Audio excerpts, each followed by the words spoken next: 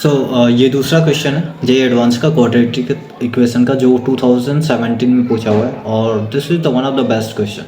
अगर आपने इस क्वेश्चन को सॉल्व कर लिया तो आपके 90% क्वाड्रेटिक के क्वेश्चन या कंसेप्ट क्लियर हो जाएंगे, ठीक है। तो देखो, सिंपली कह रहा है कि पी क्यू कोई इंटीजर है, alpha beta are the root of this equation. तो एक इक्वेशन दिया हुआ है, उसका कह रहा है कि अल्फ़ा बीटा रूट है, where alpha is not equal to beta, तो रूट आपस में इक्वल नहीं है। Then n is equal to 0 1 2। तो एक ए एन इक्वेशन दिया हुआ है जो अल्फ़ा बीटा और पी और क्यू में रिलेशन है, ठीक है। मुझे नहीं पता वो क्या कह रहा है, बस एक सिंपल सी बात कह रहा है कि if alpha beta are the rational number, अगर ये रेशनल नंबर है तो a plus b root 5 is equal to 0, then a is equal to 0 and b is equal to 0, ठीक।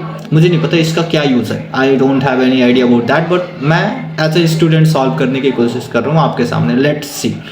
मैं तुम्हें सिंपल सी बात बता रहा हूँ, अगर कोई आँख का अंधा भी होगा ना, जो जे एडवांस की तैयारी कर रहा होगा और जिसने पहले एक बार भी कभी क्वेश्चन क्वाड्रेटिक इक्वेशन के सॉल्व किए, उसको पहला क्या दिखे, मैं बहुत फर्स्ट बता रहा हूँ, ठीक है। वो सबसे पहले एक बात कहेगा कि सर ये क्वाड्रेटिक इक्वेशन है ना, यही है, इसमें क्या दिया हुआ है, x square minus x minus 1 is equal to 0, यही दिया हुआ है। कह रहा है कि सर इसके रूट क्या है, अल्फा। तो किसी ना किसी दिन कोई इंसान अल्फा इसमें पुट करेगा और ये अल्फा पुट करने के बाद इक्वेशन को सेटिस्फाई करेगा बिकॉज इट इज रूट। तो यहाँ से उसको क्या दिखेगा, alpha square minus alpha minus 1 is equal to 0, ये मुझे दिखा ऑब्वियसली, क्योंकि अल्फा किसका, इसका रूट है। तो यहाँ से मुझे सिंपली दिख रहा है कि सर अगर अल्फा रूट है तो यहाँ से दिख रहा है alpha square minus alpha minus 1 is equal to 0। जिस बच्चे को ये दिख गया वो 20% क्वेश्चन सॉल्व कर दिया। क्यों? क्योंकि देखो किसी ना किसी दिन वो अल्फा स्क्वायर को एक साइड रखेगा, फिर कहेगा अल्फा स्क्वायर इजकल टू क्या हो जाएगा सर, अल्फा प्लस 1 हो जाएगा, ठीक है। अच्छा, अब थोड़ा सा क्वेश्चन की तरफ बढ़ते हैं। सर ये A4 इजकल टू 28 दिया हुआ है और P प्लस 2 क्यों पूछ रहा है, मुझे नहीं पता इसकी वैल्यू क्या है। श्योरली मुझे क्या दिख रहा है, A4 दिख रहा है, ठीक है।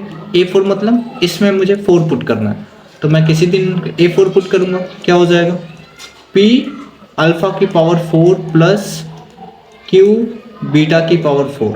अब इसके बाद बच्चे के ब्रेन में तुरंत आएगा, सर किसी ना किसी दिन मुझे अल्फा की पावर 4 फाइंड करना है, दिखा। तो किसी ना किसी दिन उसको अल्फा की पावर 4 फाइंड करना है, तो सर आज ही फाइंड कर लेते हैं ना। क्यों, यहाँ अल्फा स्क्वायर है, अल्फा की पावर 4 क्या हो जाएगा, अरे अल्फा स्क्वायर मेरे पास पड़ा हुआ है, अल्फा की पावर 4 क्या हो जाएगा। तो लीजिए सर, अल्फा की power 4 is equal to alpha square multiply by alpha square. तो मैं क्या करूँगा सर, अल्फा प्लस 1 का होल स्क्वायर हो जाएगा, क्या लिखूंगा, alpha square plus 2 alpha plus 1। अब मुझे पता है सर अल्फा स्क्वायर की वैल्यू, अल्फा स्क्वायर की वैल्यू क्या थी, अल्फा प्लस 1, तो मैं पुट कर दूंगा अल्फा प्लस 1, ये अल्फा स्क्वायर की वैल्यू होगी प्लस 2 अल्फा प्लस 1, ये क्या आ गया 3 अल्फा प्लस 2, किसकी वैल्यू है, अल्फा की पावर 4 का। That's it.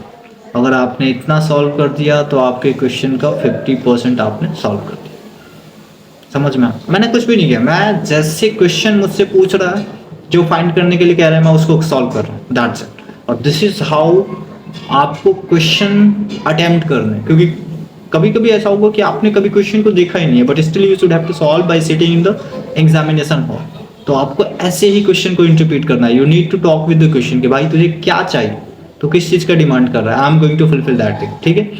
तो अगर आपने ये फाइंड कर लिया कि सर अल्फा की power 4 is equal to 3 alpha plus 2 हो गए, ठीक है, दैट्स इट। आगे पढ़ते हैं। चलिए सर, अल्फा की पावर 4 तो आ गया मेरे पास, और कुछ फाइंड करना है क्या, देखते हैं क्वेश्चन क्या कह रहा है, ठीक है। तो क्या कह रहे हो सर, अल्फा की पावर 4 कितना आया था, 3 अल्फा प्लस 2, इतना आ गया। सर अल्फा की पावर 4 तो आ गया, सर बीटा की पावर 4 भी आ जाएगा क्या, हाँ कैसे, अरे अल्फा लिख या बीटा लिख, दोनों की वैल्यू तो सेम ही होगी ना। देख ये बीटा भी किसी दिन इसको सेटिस्फाई करेगा, तो beta minus beta is minus 1 is equal to 0 होगा। सिमिलर प्रोसेस से जाएगा, बीटा की पावर 4 क्या हो जाएगा, दैट इज 3 बीटा प्लस 2। तो ये अंडरस्टूड है ऑब्वियसली कि अल्फा की पावर 4 जो है वो बीटा की पावर 4 भी होगा इन अ सिमिलर मैनर। मुझे क्या फाइंड करना है, मुझे फाइंड करना है फर्स्ट इक्वेशन में सर P प्लस क्यू कैसे मिलेगा, किसी ना किसी दिन A4 लिखूंगा। एक बार लिखते हैं A4 that is equals to P alpha की पावर 4 प्लस Q बीटा की पावर 4 लिख दो। तो P ब्रैकेट में अल्फ़ा की पावर 4 क्या था, 3 अल्फ़ा प्लस 2, ठीक है, प्लस Q ब्रैकेट में क्या था, 3 बीटा प्लस 2। सर ये तो सॉल्व ही नहीं हो पाएगा, इसमें तो अभी दोनों वेरिएबल है। देखते हैं ठीक है, क्या आएगा, 3 अल्फ़ा पी प्लस 2p, फिर यहाँ पे 3 बीटा क्यू प्लस 2q। अगर तुमने यहाँ तक सॉल्व कर दिया तो 50% इस क्वेश्चन को सॉल्व कर दिया तुम, ठीक है, 50 to 60%। अब तुम्हें बस इस इक्वेशन को सॉल्व करना है और उसके बाद अच्छा इस कंडीशन को यूज़ करना है, फिर मिल जाएगा। तो तुमने पहले क्वेश्चन को हाफली तुमने इंटरप्रेट कर लिया। अभी मैं सॉल्व नहीं कर रहा हूँ, ठीक है, सॉल्यूशन तो 2 लाइन का है, 1 लाइन में सॉल्व हो जाएगा, ठीक है। अब थोड़ा A12 की बात करते हैं, ठीक है, A12 की बात करते हैं। ये तुम्हें पता चल गया क्वेश्चन को कैसे अप्रोच करना है। अब A12 की बात करते हैं। सर ये A12 का क्या मीनिंग है, मैं बता रहा हूँ, रुक जाओ भाई। A12 भी कोई बड़ा चीज़ नहीं है। A12 सर ये A12 यहाँ से आ सकता है क्या, हाँ कैसे आ सकता है, तो मैं दिखा रहा हूँ। देख बेटा देख, यहाँ पे किसी ने कभी ना कभी A12 पुट किया। A12 मतलब P अल्फ़ा की पावर 12 प्लस Q बीटा की पावर 12, यही होता। सर मुझे तो P भी फाइंड करना पड़ेगा, Q भी फाइंड करना पड़ेगा, नहीं बिल्कुल भी। 1 मिनट, इसको तो इंटरप्रेट कर। Alpha square is equal to alpha plus 1, इसको थोड़ा सा ध्यान से देख, क्या दिख रहा है मैं बताऊँ, देख अल्फ़ा की power n is equal to alpha की पावर n-1 प्लस अल्फ़ा की पावर n-2। सर ये तो मेरे को पता ही नहीं चला, आपको कैसे पता चलेगा, क्योंकि बेटा ये पावर जो है वो डिक्रीजिंग पावर है, दिख रहा है, यहाँ पे 2 है, यहाँ पे 1 है और यहाँ पे लिखा हुआ है अल्फ़ा की पावर 0। इस चीज़ को मैंने ऐसे इंटरप्रेट किया। सर इससे प्रॉफिट क्या हुआ, मिल गया ना। किसी दिन मेरे को अल्फ़ा की पावर 12 लिखना होगा तो मैं क्या लिखूंगा, that is equal to alpha की पावर 11 प्लस अल्फ़ा की पावर 10, सॉल्व। किसी दिन बीटा की पावर 12 लिखना होगा तो मैं क्या लिखूंगा, बीटा की पावर 11 प्लस बीटा की पावर 10।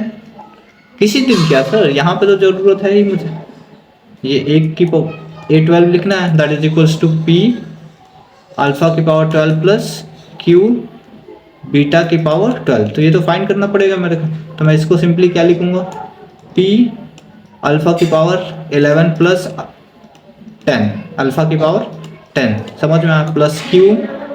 ऐसे ही इसको डिक्रीजिंग ऑर्डर में हम लिखते चले जाएंगे। थोड़ा फील हो रहा है, मैं भी फील होना चाहिए कि एक पावर को दूसरे पावर में हम कैसे लिखते हैं, डिक्रीजिंग ऑर्डर में। एट द एंड सारे पावर डिक्रीज कर जाएंगे, कैसे देख, A12 लिखा मैंने तो थोड़ा सा स्पेस दे के लिखता हूँ, ठीक है, अच्छे से तेरे को समझ में आएगा कैसे, देख यहाँ पे लिखता हूँ अल्फ़ा की पावर 12 लिखना था, मैंने लिखा इसको अल्फ़ा की पावर 11 प्लस अल्फ़ा की पावर 10, ठीक है। मेरे को चाहिए था A12 जिसकी वैल्यू थी P alpha 12 plus Q alpha नहीं बीटा 12, ठीक है। तो मैं केवल अल्फ़ा 12 को सॉल्व कर रहा हूँ। अब देख किसी दिन अल्फ़ा 11 को कोई क्या लिखेगा, अल्फ़ा 11 को लिखेगा अल्फ़ा की पावर 10 प्लस अल्फ़ा की पावर 9, ये लिखेगा। फिर अल्फ़ा 10 को क्या लिखेगा, अल्फ़ा की पावर 10 को 10 ही रहने दे, ठीक है। अब देख अल्फ़ा की पावर 10 प्लस अल्फ़ा की पावर 10 क्या हो गया, 2 अल्फ़ा की पावर 10 प्लस अल्फ़ा की पावर 9, समझ में। अब इस 10 को मैं क्या लिखूंगा, 2 ब्रैकेट में आ जाएगा अल्फ़ा की पावर 9 प्लस अल्फ़ा की पावर 8, समझ में। फिर यहाँ पे क्या आएगा, अल्फ़ा की पावर 9। अब देख ये डबल है, ये एक है, क्या बन गया 3, तो 3 अल्फ़ा की पावर 9 प्लस 2 अल्फ़ा की पावर 8। ये तेरे को फील हो रहा है, सॉल्व हो गया क्वेश्चन, समझ में।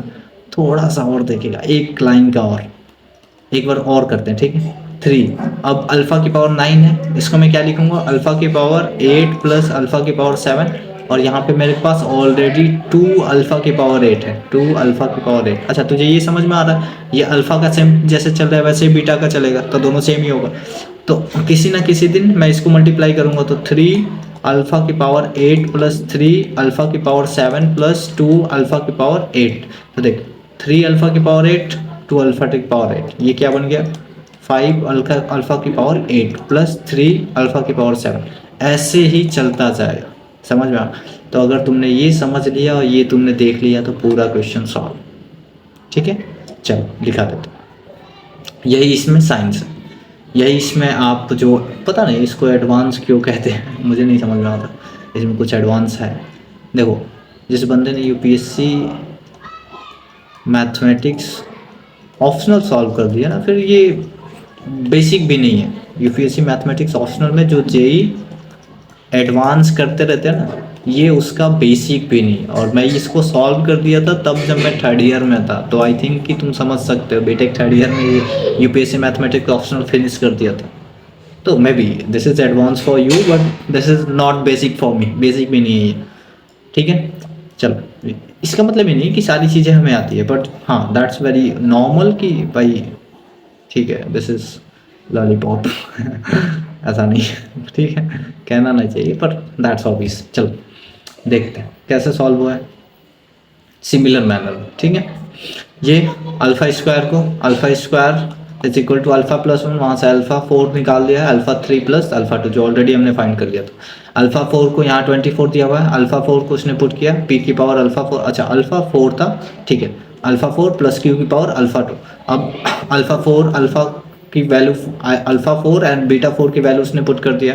फिर इसमें से देखो अल्फ़ा को कॉमन कर लिया और यहाँ पे P और Q और ये मेरा 28 हो गया। अब सिंपल सी बात ये है कि सर अगर अल्फ़ा QC को बिलोंग करता है और एक कंडीशन हम लेते हैं कि when P is equal to Q, तो sir 3P is equal to 3Q हो जाएगा। ये मेरा कम्प्लीटली जीरो हो गया, ये जीरो हो गया तो बचा क्या, ये इक्वेशन, तो उसी को लिखा है 2P plus 5Q is equal to 28। समझ में आ, तो उस समय सॉल्व करेगा तो P plus Q is equal to 4 आ जाएगा, जो ऑलरेडी हमने एज्यूम किया था कि P is equal to Q।